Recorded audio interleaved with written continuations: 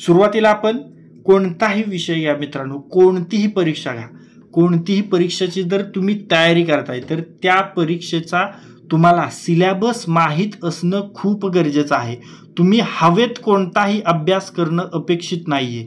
त्यासाठी तुमच्याजवळ proper syllabus असणं आवश्यक आहे आणि या व्हिडिओमध्ये आपण तेच सुरुवातीला करणार आहे आणि त्यानंतर आपण महत्त्वाचे प्रश्न अभ्यासणार आहे. ओके, तर पहा, सुरुवातीला आपण जो IBPS ओके, जो IBPSचे प्रिव्हियस इयर क्वेश्चन्स आहेत आणि त्यामध्ये जे IBPSने सतत गणिताचे प्रश्न विचारलेले आहेत ते गणिताचे प्रश्न आपण ॲनालाइज केलेले आहेत आणि त्यामध्ये काही महत्त्वाचे टॉपिक आपण काढलेले आहेत. ओके, म्हणजे जे महत्त्वाचे टॉपिक तुमच्या येणाऱ्या आता तुमच्याजवळ थोडे कमी दिवस राहिलेत आणि या कमी दिवसात तुम्हाला असं धरून चालतोय मी की तुम्हाला काहीच येत नाही, गणित बुद्धिमत्ताचं काहीच येत नाही. मग काय करायचं सर? तर जे आता मी टॉपिक सांगतोय, जर तुम्हाला काहीच येत नाही तर हे जे टॉपिक मी सांगणार आहे ते टॉपिक तुम्ही कव्हर करा बऱ्यापैकी, तर तुम्हाला गणित बुद्धिमत्तामध्ये चांगला स्कोर करता येईल. ओके, तर ते टॉपिक कोणकोणते आहेत मग? तर पहा, त्यामध्ये आहे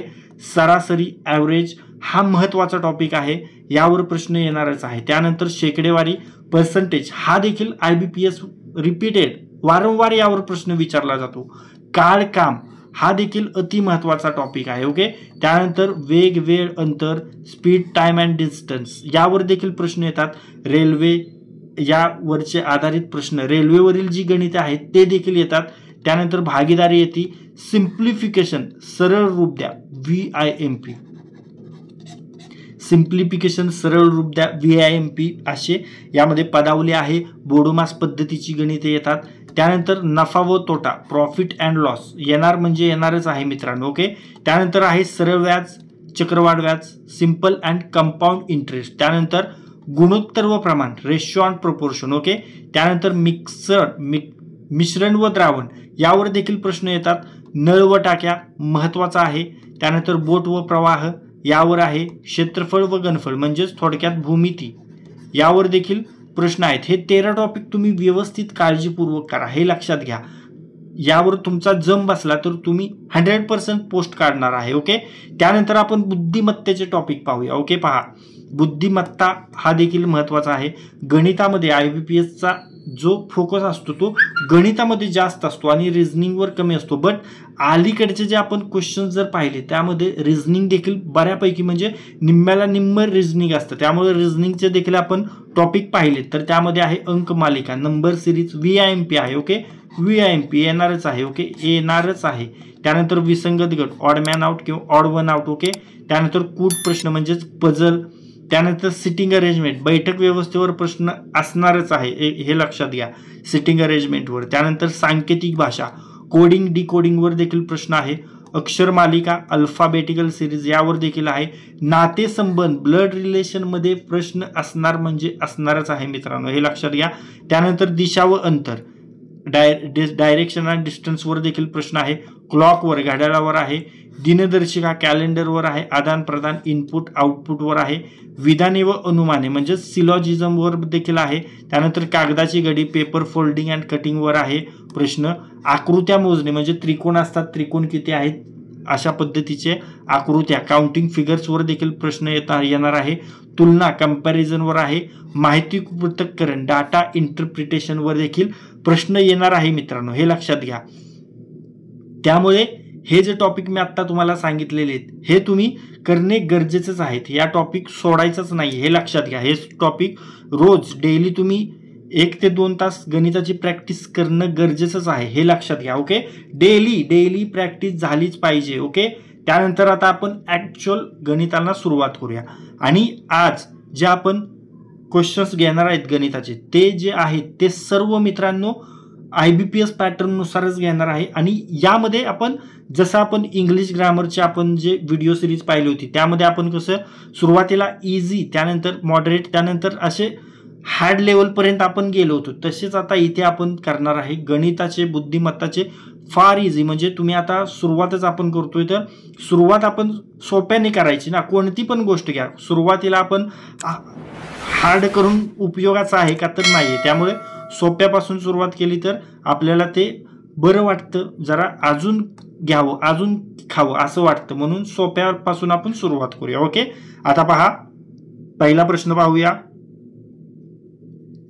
पहा सिम्प्लिफिकेशनचा क्वेश्चन आहे हा. सिम्प्लिफिकेशन सरळ रूप द्या. ओके, तर पहा हे असं गणित आहे. मग यामध्ये आपल्याला योग्य उत्तर काढायचं. तर बोडोमास पद्धत काय म्हणते, तर यामध्ये पहिल्यांदा गुणाकार करायचा. मग यामध्ये काय करायचंय मित्रांनो, तर आपल्याला काय दिलं आहे 18, 14, 16, 4. मग यामध्ये आपल्याला पहिला गुणाकार करायचा आहे. तर तो कोणाचा 18 गुणिले 14 याचा गुणाकार किती येणार आहे, तर तो आहे 252. ओके, त्यानंतर दुसरा गुणाकार कोणता आहे, तर तो 16 गुणिले 4. ओके, 16 गुणिले 4, तर याचा गुणाकार किती आहे 16 चोक 64 बरोबर, तर हा आहे 64. आता दोन्ही उत्तर ही जी उत्तरे आहेत, पहिल्यांदा गुणाकार झाला, मग आता या आणि या उत्तराचा आपल्याला वजाबाकी करायचे. मग 252 मायनस 64 किती होत आहेत, तर पहा 188. ओके, म्हणजे योग्य उत्तर काय, योग्य उत्तर पर्याय क्रमांक 1 188. त्यानंतर समोरचा प्रश्न पाहूया. पहा जर अधिक म्हणजे भागिले, भागिले म्हणजे वजा, वजा म्हणजे गुणाकार आणि गुणाकार म्हणजे अधिक, तर याचा आपल्याला योग्य आन्सर सांगायचा आहे. ओके, तर पहा प्लस म्हणजे काय, भागाकार सांगितलंय बरोबर, अधिक म्हणजे भागाकार, त्यानंतर भागाकार म्हणजे वजाबाकी, त्यानंतर वजाबाकी म्हणजे गुणाकार आणि गुणाकार म्हणजे बेरीज असं सांगितलंय. मग आपण चिन्ह बदलल्यावर कसं रूप होतंय ते आपण पाहूया. ओके, 36 बेरीजच्या जागी आपल्याला काय सांगितलंय भागाकार बरोबर, त्यानंतर भागाकाराच्या जागी आपल्याला वजाबाकी सांगितली बरोबर, त्यानंतर आपल्याला वजाबाकीच्या ठिकाणी काय सांगितलंय गुणाकार सांगितलाय बरोबर, आणि गुणाकाराच्या ठिकाणी आपल्याला काय सांगितलंय बेरीज बरोबर. मग आता सोडवून पाहूया. तर सुरुवातीला आपल्याला काय करायचंय, बोडोमास पद्धतीने भागाकार करायचंय. तर 36 साई 36 बरोबर 6 आलं, त्यानंतर भागाकार नंतर काय करायचा असतो गुणाकार बरोबर, मग काय आला त्याचा 4 दुने 8, आणि यानंतर आपल्याला काय करायची आहे वजाबाकी, तर 6 मायनस 8. ओके, तर याचे वजाबाकी आली -2. ओके, आणि आता बेरीज करायची, तर बेरीज -2 प्लस 12 इज इक्वल टू 10 बरोबर, 10 आन्सर आलं का, पहा योग्य उत्तर आहे पर्याय क्रमांक 2 10. म्हणजे आपण दिलेल्या चिन्ह परिवर्तनानुसार योग्य क्रमाने सोडवल्यावर आपल्याला योग्य उत्तर काय येते, तर ते येते 10. अशा पद्धतीने आपल्याला सोडवायचं आहे. ओके, त्यानंतर पुढे पाहूया मित्रांनो. तुमच्यासाठी सूचना आहे, ही जी एक्झाम आहे ती 10वी लेवलची आहे बरोबर आहे, आणि आपण तुमच्या अभ्यासासाठी एक खूप युजफुल अशी 1000 प्रश्नांची PDF म्हणजे 1000 प्रश्नांचा आपण महाप्रश्नसंच बनवलेला आहे मित्रांनो. त्यामध्ये आपण टोटल 1000 वन लाइनर क्वेश्चन्स घेतलेत. ओके, 1000 वन लाइनर क्वेश्चन्स घेतलेत, ते सर्व जीकेचे सामान्य ज्ञानाचे क्वेश्चन्स आहेत, आणि त्यासाठी आपण 177 पेजेस घेतले. यामध्ये पूर्ण तुमचा जीके सामान्य ज्ञान बसवण्याचा आपण प्रयत्न केलेला आहे. त्यामुळे तो महाप्रश्नसंच घ्या, त्याचा तुम्हाला परीक्षेमध्ये फायदा होणार आहे. आणि त्यासाठी तुम्हाला 98 23 93 18 27 या नंबरवर व्हॉट्सअप मेसेज करायचा आहे. त्यासाठी खूप माफक फक्त 49 रुपये इतकी माफक फी ठेवली. काही मित्रांचा आता हा शेवटचा चान्स आहे, त्यामुळे त्यांना या सर्व ज्या रिसोर्सेस आपण देतोय त्या सोर्सचा त्यांना फायदा घेता यावा यासाठी आपण खूप माफक फी ठेवली. त्यासोबत आपण इंग्लिश वोकॅब्युलरीची देखील नोट्स बनवलेली आहे. त्यासाठी 39 रुपये इतकी माफक फी आहे. बट तुम्ही जर महाप्रश्नसंच घेतला तर त्यासाठी फक्त 21 रुपये, म्हणजे जर दोन्ही तुम्ही घेतले तर हे फक्त तुम्हाला 70 रुपयांमध्ये मिळणार आहेत हे दोन्ही नोट्स, हे लक्षात ठेवा. आता पहा 66 88 याचे आपल्याला काय करायचे, सरासरी काढायची. आता सरासरी जर काढायची असेल मित्रांनो तर काय करायचं असतं, तर सरासरीचं सूत्रच आहे की सर्व संख्यांची बेरीज भागिले संख्या किती आहेत ते. ओके, मग या सर्व संख्यांची बेरीज आपल्याला करायची. 66 प्लस 88 प्लस 77 प्लस 99 प्लस 100 आणि प्लस 80 यांची बेरीज आपल्याला करायची. यांची बेरीज किती येते, तर ती येते 510 बरोबर, भागिले याच्या भागिले संख्या किती आहेत 1 2 3 4 5 6 6 संख्या आहेत बरोबर. म्हणजेच 510 भागिले जर 6 केलं तर किती उत्तर येते, तर ते आहे 85 बरोबर 85. मग आहे का योग्य उत्तर आहे पर्याय क्रमांक 1 85 बरोबर. अशा पद्धतीने आपल्याला आन्सर पर्यंत जायचं आहे. त्यानंतर समोरचा प्रश्न पाहूया. आता पहा, हा जो आहे तो शेकडेवारीवरील आहे प्रश्न बरोबर. आता एका व्यक्तीने 30% रक्कम खर्च केली तरीही त्याच्याकडे 6300 रुपये शिल्लक आहेत बरोबर. तर सुरुवातीला त्याच्याकडे किती रुपये होते, सुरुवातीला आपल्या त्याच्याकडे किती रुपये होते ते आपल्याला सांगायचं आहे बरोबर. तर पहा, प्रश्न समजून घेऊया. पहिला प्रश्न समजून घेऊया. संपूर्ण रक्कम जर म्हटलं आपण तर किती असणार आहे ती संपूर्ण रक्कम, ती 100% आहे बरोबर. 70% आहे इथं, तर 100% आपण मानायची. आणि खर्च केलेली किती आहे, खर्च केलेली रक्कम ती आहे 30% बरोबर. खर्च केलेली 30%. मग शिल्लक काढायची आपल्याला. शिल्लक किती आहे, शिल्लक रक्कम आपण 100 - 30 तर 70% शिल्लक आहे बरोबर. आणि यामध्ये ॲक्च्युअल इथं किती सांगितली 6300 ओके. मग शिल्लक रक्कम येथे जी त्यांनी दिलेली आहे ती किती दिलेली आहे, तर ती 6300 रुपये बरोबर. 6300 रुपये दिले. मग आता जर सूत्र जर तयार करून आपण म्हटलं तर शिल्लक रक्कम म्हणजे सुरुवातीच्या रकमेचा 70% म्हणजेच 70% इज इक्वल टू 6300 बरोबर. आता 100% म्हणजे सुरुवातीची एकूण रक्कम जर शोधायची आहे तर आपण गणित कसं करू शकतो, 100% आहे ना, तर 100 गुणिले 6300 ओके भागिले 70. मग जर असं केलं तर किती येतंय 6,30,000 ओके भागिले 7 किती येतंय भागिले 70 आहे ओके. तर ते आहे 6,30,000 बरोबर. मग पहा, जर आता 70ने जर 6,30,000ला भाग दिला तर किती होतोय पहा, शून्याला शून्य गेले तर 7 9 63 ओके. म्हटल्यावर किती झाले 9,000 राईट. योग्य उत्तर आहे पर्याय क्रमांक 4 9,000. पहा किती इझी वेने आपण आन्सरकडे पोहोचलो.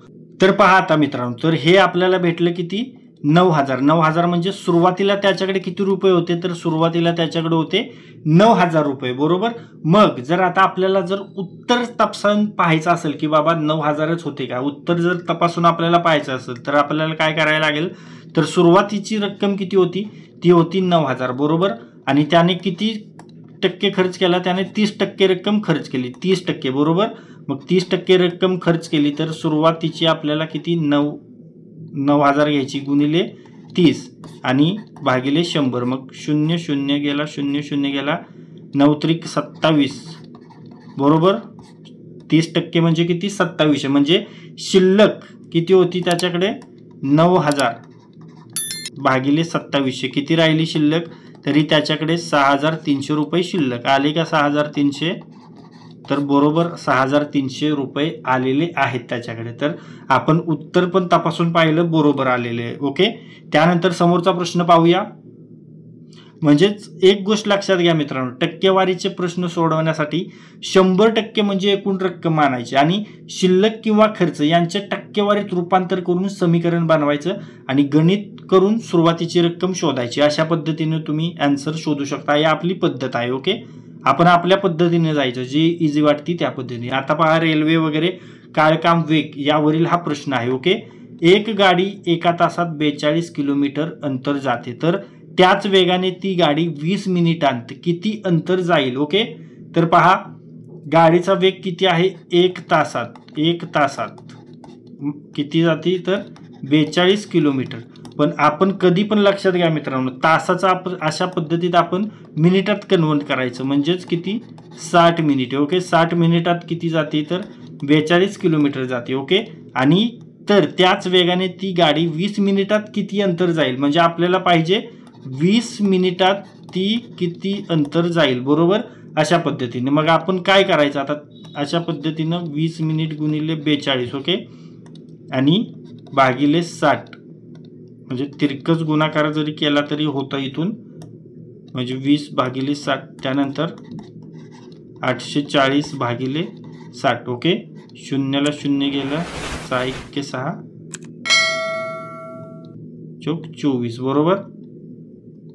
2 राहिले 6 चौक 24 म्हणजे उत्तर येत आहे 14. योग्य उत्तर पर्याय क्रमांक 3 14 किलोमीटर. राईट.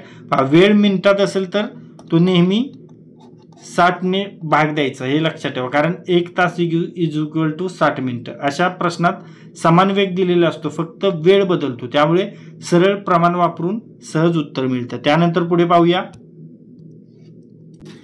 पहा, 25 कामगार एखादे काम 5 दिवसात करतात, तर तेच काम 20 कामगारांना किती दिवस लागतील? ओके, काय आहे? 25 कामगार एक काम 4 दिवसात करतात, तर 20 कामगार तेच काम किती दिवसात करतील असं विचारलं. मग आपल्याला काय करायचे? काळ आणि वेळ यासाठी सूत्र काय आहे? तर जर आपण इथंच करायचं झालं तर काम इज इक्वल टू माणसे गुणिले दिवस असं करू शकतो. पहा, किंवा पहा, याचं ॲक्च्युअल सूत्र आहे M1 D1 is equal to M2 D2. म्हणजेच काय? M1 म्हणजे पहिल्या वेळेस काम करणारी माणसं. ओके, त्यानंतर D1 म्हणजे त्यांना लागलेले दिवस, त्यानंतर M2 म्हणजे दुसऱ्या वेळची माणसं, आणि D2 म्हणजे त्यांना लागणारे दिवस. मग पहा, 25 कामगार किती? 4 दिवसात काम करतात, आणि 20 कामगार किती दिवसात? बरोबर. तर मग यामध्ये आपण काय करू शकतोय? 25 भागिले 20 डायरेक्ट केलं तर किती येतंय? 5 दिवस येते. बरोबर. मग योग्य उत्तर आहे पर्याय क्रमांक 4 5. म्हणजे जर माणसांची संख्या वाढली तर दिवस कमी लागतात उलट प्रमाणात, आणि काम समान असताना हे सूत्र जे आहे हे काम समान असताना नेहमी लागू पडते, हे लक्षात ठेवा. आणि सोपं जर लक्षात ठेवायचं तर काम बरोबर माणसे गुणिले दिवस अशा पद्धतीने तुम्ही लक्षात ठेवू शकता. Direct M1 D2 is equal to M2 D2. Okay, अशा पद्धतीने. त्यानंतर समोरचा प्रश्न मित्रांनो, आणखीन एक वेळ तुम्हाला आठवण करून देतो. जर तुम्ही अजून आपला 1000 प्रश्नांचा 1000 वन लाईनर प्रश्नांचा महाप्रश्न संच जर घेतला नसेल तर तुम्ही खूप मागे आहात मित्रांनो. तुमच्या बऱ्याच मित्रांनी तो प्रश्न संच घेतलेला आहे आणि आपल्या अभ्यासाला एक वेगळी दिशा दिलेली आहे. त्यामुळे तुम्ही आत्ताच महाप्रश्न संच घ्या. त्यासाठी तुम्हाला 98 23 93 18 27 या नंबरवर व्हॉट्सअप मेसेज करायचा आहे. कॉल करायचा नाही, व्हॉट्सअप मेसेज करायचा आहे. आणि खूप माफक फी ठेवलेली आहे आपण, फक्त 49 रुपये. आणि इंग्लिश वॉकॅबलरीची जर नोट्स तुम्ही घेतली यासोबत तर तिची ॲक्च्युअल प्राईस आहे 39. पण जर हा महाप्रश्न संच घेतला तर तुम्हाला ती 21 रुपयेमध्ये मिळेल, आणि ही दोन्ही घेतले तर तुम्हाला फक्त 70 रुपयांमध्ये मिळेल. ओके, आता पहा, दिलेल्या संख्या मालेतील प्रश्नार्थक चिन्हाच्या जागी योग्य पर्याय निवडायचा आहे. ओके, संख्या मालेतील प्रश्नार्थक चिन्हाच्या जागी आपल्याला योग्य पर्याय निवडायचा आहे. तर आत्तापर्यंत आपण कशाचे पाहिले प्रश्न? गणिताचे पाहिले. आता इथून पुढे आपण बुद्धिमत्ताचे प्रश्न पाहणार आहे, हे लक्षात ठेवा. ओके, पहा, दिलेल्या संख्या मालेतील प्रश्नार्थक चिन्हाच्या जागी योग्य पर्याय निवडायचा. ओके, तर 2 8 26 80. आता या प्रश्न चिन्हाच्या जागी आपल्याला गाळलेली जागा भरायची. ओके, तर ती कोणती असू शकते?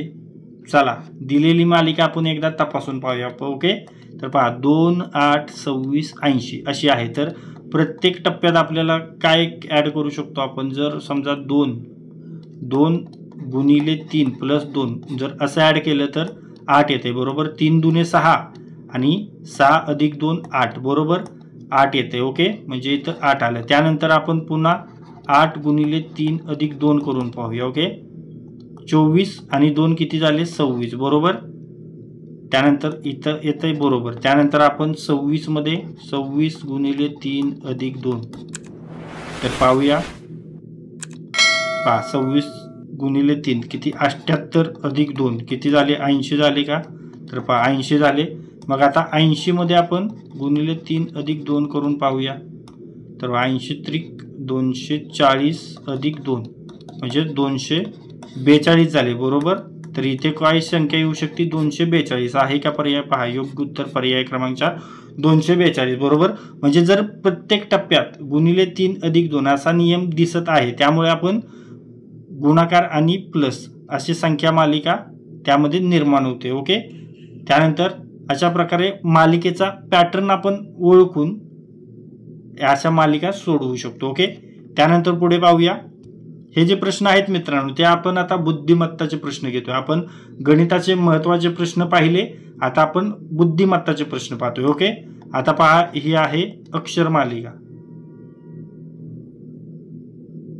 तर यामध्ये मालिका अशा सोडवताना काय करायचं असतं मित्रांनो, पहिल्यांदा आपण ABCDEFGHIJKLM त्यानंतर खाली यायचं NOPQRSTUVWXYZ.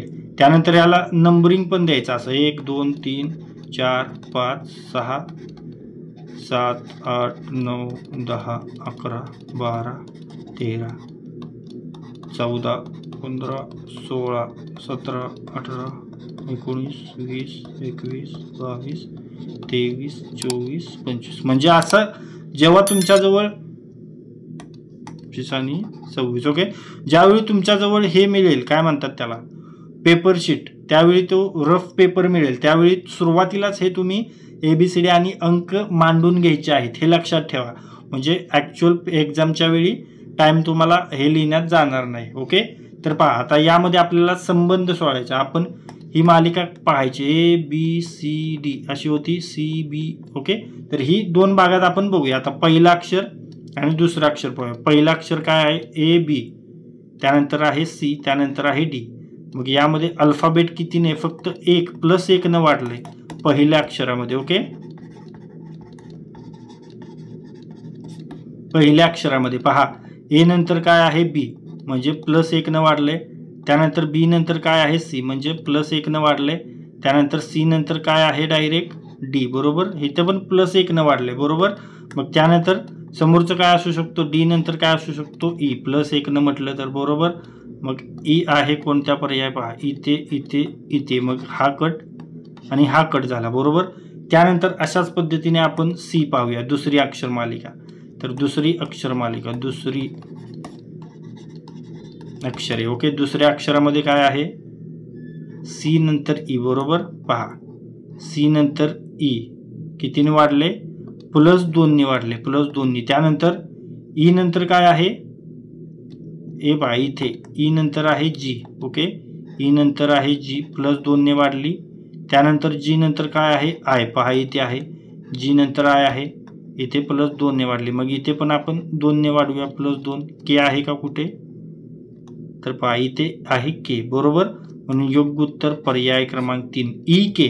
अशा पद्धतीने म्हणजे अशा प्रकारच्या प्रश्नात अक्षरांवर क्रमशः वाढ किंवा घट होत असते आणि त्यावरच आपण लक्षात ठेवायचं. वाढ प्लस होती, ± होती, अशा पद्धतीने म्हणजे. आणि सुरुवातीला आपण A to Z याला 1 2 3 4 5 ते 26 पर्यंत आपण नंबरिंग करून घ्यायचं आहे परीक्षा हॉलमध्ये, हे लक्षात घ्या. ओके, त्यानंतर पुढे पाहूया. आता पहा गटात न बसणारा अंक आपल्याला ओळखायचा आहे. ऑड मॅन आउट हा देखील IBPSचा प्रश्न आहे.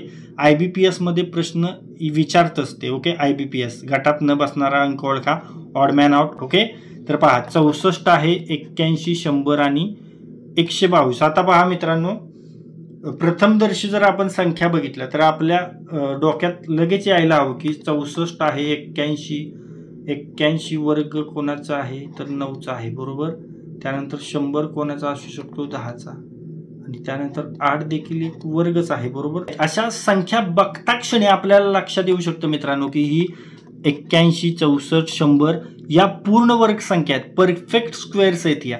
तर पहा 8चा वर्ग काय आहे 64 आहे. बरोबर, 9चा कोणता आहे 81 आहे, त्यानंतर 10चा कोणता आहे 100 आहे. बरोबर, हे लक्षात घ्या. ओके, म्हणजे या ज्या 3 आहेत या तिन्ही पूर्ण वर्ग संख्या आहेत. बरोबर, मग आपल्याला ऑड मॅन आउट काढायची तर ती असेल 122. ही कोणती पूर्ण वर्ग आहे का तर नाही, त्यामुळे गटात न बसणार आहे 122. मग योग्य उत्तर पर्याय क्रमांक 3 122. बरोबर, अशा पद्धतीने खूप इझी वेने आपण आन्सर पर्यंत पोहोचतो. त्यानंतर समोरचा प्रश्न. आता पहा दिलेल्या संख्या मालिकेत x = x चे आपल्याला जो x आहे हा x ची किंमत काढायची, म्हणजे x च्या जागी कोणती संख्या असू शकते ते आपल्याला सांगायचे. तर पहा 7 आहे, त्यानंतर 21, त्यानंतर 31 आणि त्यानंतर 43. आता यामधील संबंध आपण कसा शोधू शकतो मित्रांनो, यामध्ये आपल्याला इथं तर काय मिळणार नाही, मग आपण याच 3 संख्यांमध्ये गडबड करून पाहू शकतो. तर पहा 21 आणि 31 ओके. 21 मायनस 31 जर आपण केलं ओके तर किती येते 10 येते बरोबर. आणि 43 मायनस 31 केलं तर किती येते तर 12. म्हणजे 21 आणि 31 यामध्ये कितीचा फरक आहे 10चा. आणि 31 आणि 43 म्हणजे यामध्ये कितीचा फरक आहे 12चा. म्हणजे 10 ते 2 यामध्ये कितीची वाढ झालेली आहे +2ची बरोबर. यामध्ये +2ची वाढ झालेली हे लक्षात येते. मग आपण पाहतो की फरकात एक विशिष्ट नमुना आहे म्हणजेच 10 आणि 12ने वाढली. मग इथं जर असेल तर इथं किती वाढू शकते 8ने. अशा पद्धतीने वाढू शकते का तर आपण ते पाहूया ओके. तर पहा 7च्या ठिकाणी जर आपण 7 अधिक 6 घेतलं समजा 7 अधिक 6 तर किती होतंय 13 बरोबर. आणि त्यानंतर आपण 13 घेऊन बघूया 13 अधिक 8 तर ते किती होतंय 21. मग बरोबर आहे का 21 हा बरोबर आहे. पहा 7च्या जागी जर आपण 13 ठेवलं तर ती किती इथं मी लिहून दाखवतो तुम्हाला. 7च्या जागी जर xच्या जागी जर आपण 13 ठेवलं तर 7 आणि याच्यामध्ये कितीचा फरक आहे 6चा बरोबर. त्यानंतर 13 आणि आहे पुढची कोणती 21 आहे बघा 21. मग यामध्ये 13 आणि 21 यामध्ये कितीचा फरक होतोय 8चा बरोबर. त्यानंतर 21 आणि 31 यामध्ये कितीचा फरक होतोय 10चा. आणि 31 आणि 43 यामध्ये कितीचा फरक होतोय 12चा. म्हणजेच 2-2ने वाढलेले. म्हणूनच योग्य उत्तर आहे पर्याय क्रमांक 4 13. तुम्हाला आन्सर मी पडताळून देखील दाखवतोय मित्रांनो. आन्सर ते कसं येऊ शकतं ते देखील तपासून दाखवतोय बरोबर. त्यानंतर समोरचा प्रश्न पाहूया ओके. आता पहा एका सांकेतिक लिपीत DOG हा शब्द EPH असा लिहितात तर त्याच पद्धतीने कॅट हा शब्द कसा लिहाल ओके. तर आता आपण मागाशी संख्या मालिका काढली होती जी ABCD सांगितलं होतं तुम्हाला ओके. तर ते आपण मागे काढलेलं आहे त्या पद्धतीने इथं काढण्याची गरज आहे. चला काढूनच घेऊया.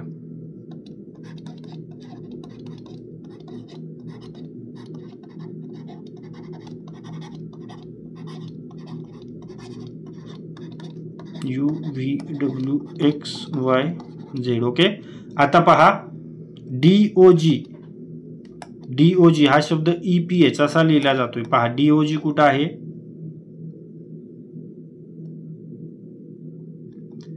D अधिक E बरोबर. त्यानंतर O कुठं आहे O अधिक 1 म्हणजेच काय होतंय ओच्या पुढे कोणता आहे P म्हणजे D नंतर कोणता आहे E आहे बरोबर +1 झालाय. त्यानंतर O नंतर कोणता आहे इथे पहा O नंतर P आहे बरोबर इथे पण +1 झालेला आहे. आणि त्यानंतर G नंतर कोणता आहे H बरोबर इथे पहा G नंतर H आलाय इथे +1 न वाढलाय. मग अशाच पद्धतीने आपल्याला काय करायचंय कॅट साठी करायचंय कॅट बरोबर. कॅट C नंतर काय आहे D आहे का D बरोबर किती +1 ने वाढलेला आहे इथं पण. त्यानंतर A नंतर कोणता आहे B बरोबर B +1 ने आपण करूया. त्यानंतर T नंतर कोणता इथे आहे पहा हा U T +1 T म्हणजेच कोणता आता DBU आहे का पर्याय पहा योग्य उत्तर आहे पर्याय क्रमांक 1 DBU. अशा पद्धतीने मित्रांनो आन्सर पर्यंत जायचं असतं ओके. पहा आपल्याला या संख्येची बेरीज करायची ओके. 7777 777 77 आणि 7 ओके. पहिल्यांदा असं मांडून घ्यायचं. त्यानंतर याची बेरीज किती येते 8638 ओके. योग्य उत्तर आहे पर्याय क्रमांक 3 8638 बरोबर. या प्रश्नात आपण एकामागोमाग एक संख्येची बेरीज करायची हे लक्षात घ्या. पहिल्यांदा 7 या दोघांची करायची बेरीज किती येते 8554 बरोबर. त्यानंतर 8554 अधिक 77 किती झाले तर ते 8631 आणि 7 किती झाले 8638. अशा पद्धतीने देखील आपण करू शकतो हे लक्षात घ्या. त्यानंतर हे समोरचा प्रश्न पाहूया मित्रांनो. तुम्हा सर्वांसाठी एक आनंदाची बातमी आपण फक्त आणि फक्त 79 रुपीजमध्ये 4 टेस्ट देतो. IBPS पॅटर्ननुसार टेस्ट आहेत. प्रत्येक प्रश्नाचं विश्लेषण आहे म्हणजे प्रश्न 5 पर्याय IBPS पॅटर्ननुसार. त्यानंतर आन्सरचं एक्सप्लेनेशन आणि जे 4 पर्याय राहिले त्याचं एक्सप्लेनेशन तुम्हाला मिळणार आहे. त्यासाठी तुम्हाला 98 23 93 18 27 या नंबरवर व्हॉट्सअप मेसेज करायचा आहे. आणि यासाठी फक्त आणि फक्त 17 रुपीज इतकी माफक फी आहे. ओके. त्यानंतर हा जो प्रश्न आहे मित्रांनो तो आपण मराठी व्याकरणाचा भाग 12वा पाहिला होता, त्यातील हा प्रश्न आहे आणि हा प्रश्न जो आहे तो तुमच्यासाठी, या प्रश्नाचे उत्तर मी तुम्हाला सांगणार आहे. पहा, पुढीलपैकी कोणते संख्या विशेषण आहे, या प्रश्नाचे उत्तर तुम्हाला कमेंट बॉक्समध्ये सांगायचं. हा प्रश्न आपण मराठी व्याकरण भाग 12 मध्ये फुल डिटेलमध्ये पाहिलेला आहे प्रश्न, हे लक्षात घ्या. त्यामुळे आन्सर कमेंट करा, मग मला समजणार आहे की आपले किती मित्र आणि किती विद्यार्थी व्यवस्थित डेली आपले व्हिडिओ पाहतात. चला आन्सर कमेंट करा. तुमच्यासाठीचा समोरचा प्रश्न पहा, वर्गमूळामध्ये आहे 289 गुणिले वर्गमूळामध्ये आहे 81, याची किंमत काढायची. ओके. तर पहा, 17चा वर्ग किती आहे, तर तो आहे 289 बरोबर, आणि 9चा वर्ग किती आहे तर 81. मग 17 गुणिले 9 किती झाले, तर ते झाले 153 बरोबर. योग्य उत्तर पर्याय क्रमांक 3 153. हा प्रश्न वर्गमूळ आणि गुणाकार या टॉपिकवर आधारित प्रश्न आहे. समोरचा प्रश्न पाहूया. पहा, सरासरी काढायचे 47 45 44 49 48 आणि 43. तर सरासरी ॲव्हरेज काढताना काय करायचं, एकूण बेरीज ओके भागिले एकूण संख्या. मग या ज्या सर्वांची बेरीज आहे 47 45 44 प्लस 49 48 प्लस 43, या संख्यांची बेरीज किती येते, तर ती आहे 276. ओके. 276 भागिले किती करायचे, एकूण संख्या किती आहेत 1 2 3 4 5 6 भागिले 6 म्हणजेच किती झालं 46 आहे का पर्यायामध्ये. पहा, योग्य उत्तर पर्याय क्रमांक 2 46. ओके. अशी सरासरी काढायची म्हणजे टोटल संख्यांची बेरीज भागिले संख्यांचा एकूण संख्या किती आहेत. ओके. त्यानंतर पुढे पाहूया. पहा, 60 पैसे हे 15 रुपयांच्या किती टक्के आहेत. 60 पैसे हे 15 रुपयांचे किती टक्के आहेत ते आपल्याला काढायचे. आपल्याला काय विचारलंय, तर 60 पैसे इज इक्वल टू म्हणजे 15 रुपयांच्या किती टक्के. मग 1 रुपया तर किती 100 पैसे होतात बरोबर. मग 0.60 रुपये किती होतील, तर ते होतात 60 पैसे बरोबर. मग पहा, 0.60 आपल्याला काय करायचं आहे, 15 रुपयाची किंमत म्हणून 0.60 भागिले 15 गुणिले काय करायचं आहे 100. ओके. मग 0.60 हे किती येते 0.04 गुणिले 100, मग येते किती, याचा गुणाकार येतोय 4% बरोबर. योग्य उत्तर आहे पर्याय क्रमांक 3 4. ओके. 4%. समोरचा प्रश्न पाहूया. 4. ओके. 460 रुपयाची वस्तू 350 रुपयांना विकली तर तोटा किती झाला. ओके. 460 रुपयाची वस्तू 350 रुपयांना विकली तर तोटा काढायचे. तर सिंपल काय करायचं आहे, तोटा काढायचे ना, तर 460 वजा 350 बरोबर किती होतंय 110. मग तोटा किती झाला 110 रुपयांचा, म्हणून योग्य उत्तर पर्याय क्रमांक 2 110. मित्रांनो, असेच एवढेच इझी क्वेश्चन्स येणार आहेत परीक्षेमध्ये, हे लक्षात घ्या. जास्त हार्ड लेवलला जाण्याची गरज नाही. हेच आणि अशाच प्रकारचे इझी क्वेश्चन तुम्हाला विचारले जाणार आहेत. त्यानंतर समोरचा प्रश्न पहा, 10 दशे दर साल दर शेकडा 12.5% दराने 4000 रुपयांचे 5 वर्षांचे सरळ व्याज किती होईल. सरळ व्याज आपल्याला काढायचे. सरळ व्याजचं सूत्र काय आहे, तर simple interest is equal to principal rate time okay भागिले 100. ओके. म्हणजे यामध्ये प्रिन्सिपल काय मुद्दल आहे, रेट दर, आणि टाइम म्हणजे कालावधी बरोबर, आणि व्याज ओके इंटरेस्टमध्ये व्याज. तर पहा, प्रिन्सिपल किती दिलेलं आहे 4000 रुपये बरोबर. त्यानंतर रेट काय आहे 12.5 बरोबर, आणि टाइम किती आहे 5. ओके. भागिले काय करायचं आहे 100. तर याचा भागाकार किती येतोय 4000 गुणिले 12.5 12 60 62.5 ओके भागिले 100, आणि याचा किती येतोय 2,50,000 राईट भागिले 100. मग किती झालं 2500. याचा भागाकार बरोबर. 0ला 0 गेले, 0ला 0 गेले, राहिले 2500. योग्य उत्तर पर्याय क्रमांक 1 2500 राईट. त्यानंतर पुढे पाहूया. पहा, 30 सेकंदाचे 1 तासाची गुणोत्तर काढायचं आहे. प्रमाण व गुणोत्तर व प्रमाण, गुणोत्तर व प्रमाण या टॉपिकवरील हा प्रश्न आहे, हे लक्षात घ्या. Ratio and proportion, ratio and proportion या टॉपिकवरील प्रश्न आहे. गुणोत्तर म्हणजे काय, तर एकमेकांमध्ये समान रूपांतर समान वाटप करायचं आहे. तर पहा आपल्याला काय करायचं 30 सेकंदाचे 1 तासाचे गुणोत्तर काढायचे. मग आपल्याला पहिल्यांदा माहीत असायला पाहिजेत 30 सेकंद. मग 1 तासामध्ये किती सेकंद असतात तर 1 तास. 1 तासामध्ये मिनिट किती असतात तर ते असतात 60 मिनिट. ओके. आणि 60 मिनिटामध्ये सेकंद किती असतात तर ते असतात 3600 सेकंद. बरोबर. मग पहा 3600 सेकंदमध्ये आपण काढलं तासाचं रूपांतर सेकंदमध्ये. आपल्याला सेकंद असे काढायचे म्हणून गुणोत्तर कसं करायचं तर 30×3600 बरोबर. 30×3600 मग शून्याला शून्य गेले बरोबर. 3 × 3 3 × 3 3 × 2 6 म्हणजेच किती झालं 120 बरोबर. म्हणजे एकास किती झालं एकास 120. तर पहा तसा आहे का पर्याय तर तसा पर्याय नाही. म्हणून योग्य उत्तर पर्याय क्रमांक 5 यापैकी नाही आहे. ओके. असा आहे का इथं गुणोत्तर दिलंय का तर नाही. ओके. त्यानंतर पुढे पाहूया. पहा मित्रांनो तुम्हाला एक आठवण करून देतो. जर तुम्ही अजून आपला 1000 प्रश्नांचा 1000 वन लाईनर प्रश्नांचा महाप्रश्न संच जर घेतला नसेल तर तुम्ही खूप मागे आहेत मित्रांनो. तुमच्या बऱ्याच मित्रांनी तो प्रश्नसंच घेतलाय आणि आपल्या अभ्यासाला एक वेगळी दिशा दिली आहे. कारण तुमची परीक्षा खूप जवळ आलेली आहे आणि ह्या राहिलेल्या दिवसात तुम्ही तुमची रिव्हिजन आहे ती करणे अपेक्षित आहे. त्यासाठी हा महाप्रश्न संच खूप युजफुल आहे. त्यासाठी तुम्हाला 98 23 93 18 27 या नंबरवर व्हॉट्सअप मेसेज करायचा आणि यासाठी माफक फी आहे फक्त आणि फक्त 49 रुपयांमध्ये तुम्हाला हा प्रश्नसंच मिळणार आहे. आणि जर तुम्ही हा महाप्रश्नसंच घेतला तर तुम्हाला इंग्लिश व्होकॅब्युलरीची जी नोट्स आहेत आणि मराठी शब्दसंग्रहावरचे जे वन लाईनर क्वेश्चन्स आहेत ते फक्त 21 रुपीजमध्ये म्हणजे या तिन्ही नोट्स तुम्हाला फक्त आणि फक्त 70 रुपयांमध्ये मिळणार आहे. ओके. आता पहा एका चौरसाची बाजू 10 मीटर आहे तर क्षेत्रफळ किती एका चौरस म्हणजे भूमिती गणितीय भूमितीमधील हा प्रश्न हे लक्षात घ्या. आता चौरसाची क्षेत्रफळ काढायचे तर चौरसाची क्षेत्रफळाचे सूत्र काय आहे. क्षेत्रफळाचे सूत्र चौरसाच्या तर ते आहे बाजू स्क्वेअर. ओके. बाजू स्क्वेअर बरोबर.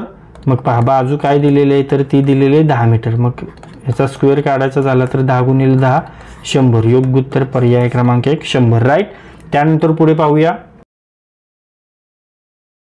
पहा उमेश आणि सुरेश यांच्या आजच्या वयाचे गुणोत्तर 2:3 आहे. 5 वर्षानंतर हे गुणोत्तर 3:4 असे होईल. तर सुरेशचे आजचे वय किती हे आपल्याला काढायचं. आजचे वय काढायचे. मग काय करायचं उमेश आणि सुरेश यांच्या आजच्या वयाचे गुणोत्तर किती आहे तर ते आहे 2:3 बरोबर. आणि 5 वर्षांनी ते किती होते तर ते 3:4 होईल बरोबर राईट. मग पहा उमेशला आपण काय मानूया उमेश 2x राईट. इथं दिले उमेश आणि सुरेश तर उमेशचं किती आहे 2 म्हणून उमेशचं 2x मानलं. त्यानंतर सुरेशचं किती आहे 3 म्हणून सुरेशचं किती मानलं 3x बरोबर. आता आपल्याला काय करायचं तर 5 वर्षांनी असेल तर 5 वर्षांनी कसं होईल तर पहा 2x अधिक 5 5 वर्षांनी काढायचं भागिले 3x अधिक 5 5 वर्षांनी काढायचे म्हणून आपण अधिक 5 केले इज इक्वल टू 3/4 हे गुणोत्तर 3/4चं ते घेतलं. ओके. त्यानंतर याचा आपल्याला तिरकस गुणाकार करायचा असतो मित्रांनो. तर तो कसा येईल 4 2x अधिक 5 भागिले तिरकस गुणाकार म्हणजे इक्वल येणार. ओके. 3 × 3x अधिक 5. ओके. तर पहा 4 2 8 x अधिक 5 चौक 20 बरोबर इज इक्वल टू 3 त्रिक 9x प्लस 5 त्रिक 15 बरोबर. आता याचं काय करायचं आपल्याला पुढे जर करे तर 20 - 15 आणि 9x - 8x होते बरोबर. मग 20तून 15 गेले की तर राहिले 5 आणि एकातून एक 5x बरोबर. म्हणजे x ची किंमत काय आपल्याला भेटली 5. मग आपल्याला काय करायचं सुरेशचं आजचं वय काढायचं. आता सुरेशचं इथं आपण किती ठेवलंय सुरेश 3x बरोबर. मग x ची किंमत आपल्याला भेटली 5 मग 3 × 5 केले तर 5 ते 15 म्हणून योग्य उत्तर पर्याय क्रमांक 3 सुरेशचे आजचे वय आहे 15 वर्ष. ओके. त्यानंतर पुढे पाहूया. पहा सुबोध हा अमोकपेक्षा 10 वर्षांनी मोठा आहे. 10 वर्षानंतर त्यांचे एकूण वय 40 वर्ष असेल तर सुबोधचे आजचे वय किती ते आपल्याला काढायचं आहे बरोबर. मग आता काय करायचं आपल्याला सुबोधचं वय आपण मानायचं x बरोबर आणि अमुकचं 10 वर्षानंतर, म्हणून x मायनस 10 अमुकचं वय आपण मानूया. ओके, आता 10 वर्षांनी आपल्याला काढायचे, तर x अधिक 10 प्लस x मायनस 10, मागे आपण जसं केलं त्या पद्धतीनेच जायचे. Okay, is equal to 40. बरोबर, 40 वर्षे म्हणून 40 घ्यायचे. ओके, त्यानंतर x अधिक 10, याचा केला 10ला 10 गेला म्हणून अधिक x बरोबर इज इक्वल टू 40. राईट, त्यानंतर पुढे काय करता येईल, x 2x झाले बरोबर, आणि हा 40 इकडे गेला तर मायनस 40 मायनस 10 म्हणजे 30. 2x इज इक्वल टू 30 झाले बरोबर. मग याचा भाग घालूया इथेच, मग x इज इक्वल टू 15 भेटला आपल्याला. मग सुबोधचं वय आपल्याला काढायचे, सुबोधचे आजचे वय, मग x इज इक्वल टू 15 भेटलं म्हणजे सुबोधचे वय किती झाले 15, म्हणून योग्य उत्तर आहे पर्याय क्रमांक 1 15 वर्ष. राईट, पुढे पाहूया. एका विद्यार्थ्याला 700 पैकी 504 गुण मिळाले, तर त्याला किती टक्के गुण मिळाले. ओके, एका विद्यार्थ्याला 700 पैकी 504 गुण मिळाले. ओके, 700 पैकी 504 गुण मिळाले तर त्याला किती टक्के गुण मिळाले, तर हे टक्केवारी काढायची. 100ला 100 गेले, राहिले किती 72. मग योग्य उत्तर आहे पर्याय क्रमांक 1, त्याला 72% मिळाले बरोबर. तर मित्रांनो, आत्तापर्यंत जे काही प्रश्न आपण पाहिलेले त्या प्रश्नापैकी काही प्रश्न मी तुम्हाला विचारणार आहे, त्याचे उत्तर तुम्हाला कमेंट बॉक्समध्ये सांगायचे. तुमच्यासाठीचा प्रश्न पहा, सरासरी काढायचे. व्यवस्थित सरासरी काढून मी तुम्हाला दाखवलेले आहे.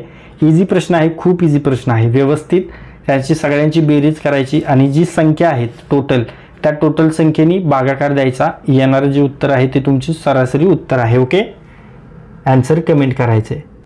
तर मित्रांनो, तुम्हाला पुन्हा एकदा आठवण करून देतो, जर तुम्ही अजून आपला 1000 वन लायनर प्रश्नांचा महाप्रश्नसंच घेतला नसेल तर तुम्ही खूप मागे आहेत मित्रांनो, हे लक्षात घ्या. तुमच्या बऱ्याच मित्रांनी हा प्रश्नसंच घेतलाय आणि आपल्या अभ्यासाला एक वेगळी दिशा दिलेली आहे मित्रांनो. आणि एक गोष्ट लक्षात घ्या, तुमची परीक्षा खूप जवळ आलेली आहे आणि या राहिलेल्या दिवसात तुम्हाला रिव्हिजन करणं खूप महत्त्वाचं आहे आणि त्यासाठी हा प्रश्नसंच खूप महत्त्वाचा आहे. त्यासाठी तुम्हाला 98 23 93 18 27 या नंबरवर व्हॉट्सअप मेसेज करायचा आहे आणि यासाठी खूप माफक फी ठेवली. फक्त 49 रुपयामध्ये आपण हा प्रश्नसंच तुम्हाला देतोय. आणि ज्यांनी हा 49 रुपयामध्ये महाप्रश्नसंच घेतला आहे त्यांना इंग्लिश व्होकॅब्युलरी नोट्स आणि मराठी शब्दसंग्रह वन लायनर प्रश्न फक्त 21 रुपयांना मिळणार आहे. म्हणजे या तिन्ही नोट्स तुम्हाला फक्त आणि फक्त 70 रुपयांमध्ये मिळणार आहे, हे लक्षात घ्या. त्यामुळे आत्ताच हा प्रश्नसंच मागवून घ्या आणि आपल्या अभ्यासाला एक वेगळी दिशा द्या. तर मित्रांनो, या व्हिडिओमध्ये आज आपण तुमच्या येणाऱ्या नोंदणी व मुद्रांक विभाग भरती 2025 वर फोकस करून नोंदणी व मुद्रांक विभागाचे जे शिपाई पद आहे त्या शिपाई पदासाठी आवश्यक असणारे गणित आणि बुद्धिमत्ताचे VIMP प्रश्न आपण अभ्यासलेले आहेत आणि हे सर्व IBPS पॅटर्ननुसार प्रश्न आपण पाहिलेले आहेत. हे सर्व IBPS PYQ आहेत, हे सर्व IBPS प्रिव्हियस इयर क्वेश्चन्स आहेत. त्यामुळे तुमच्या येणाऱ्या परीक्षेमध्ये या व्हिडिओमधील 4 ते 5 प्रश्न तुम्हाला नक्कीच दिसणार आहेत. त्यामुळे हा व्हिडिओ जास्तीत जास्त वेळा रिवाइज करा आणि जर हा व्हिडिओ तुम्हाला युजफुल वाटला असेल तर या व्हिडिओला लाईक करा. हा व्हिडिओ आपल्या कमीत कमी 10 मित्रांसोबत शेअर करा. आणि जर हा व्हिडिओ तुम्ही पहिल्यांदाच आपल्या स्मार्ट एक्झाम चॅनलवर पाहत असाल तर आपल्या स्मार्ट एक्झाम चॅनलला सबस्क्राईब करा आणि बेल आयकॉनला हिट करा. तर लाईक करा, शेअर करा आणि सबस्क्राईब करा. थँक्यू.